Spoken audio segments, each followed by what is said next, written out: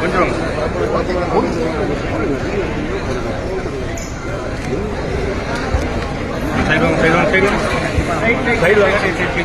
side line yes got it.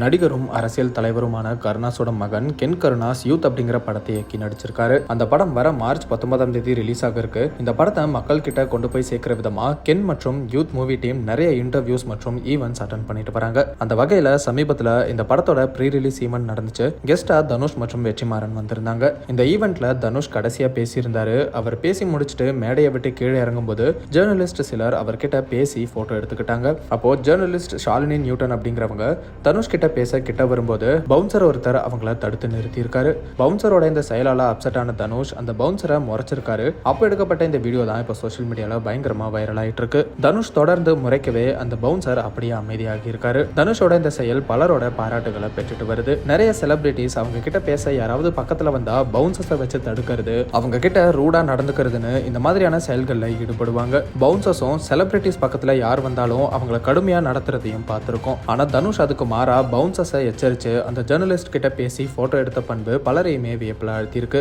தடுத்து நிறுத்தப்பட்ட அந்த ஜேர்னலிஸ்டும் இந்த வீடியோவை ஷேர் பண்ணி தனுஷ் அவர்களுக்கு ரொம்ப நன்றி, உங்களை பெரிய அளவுல மதிக்கிறேன் அப்படின்னு சொல்லியிருக்காங்க. இப்படி தனுஷோட இந்த வீடியோ இப்போ பலரோட கவனத்தை ஈர்த்திருக்கு. இது ஒரு பக்கம் இருக்க, இட்லி கடை படத்தை தொடர்ந்து தனுஷ் நடிச்சிருக்கிற காரா படம் இப்போ ரிலீஸ்க்கு தயாராகிட்டு இருக்கு அப்படிங்கிறதும் குறிப்பிடத்தக்கது. கொஞ்சம்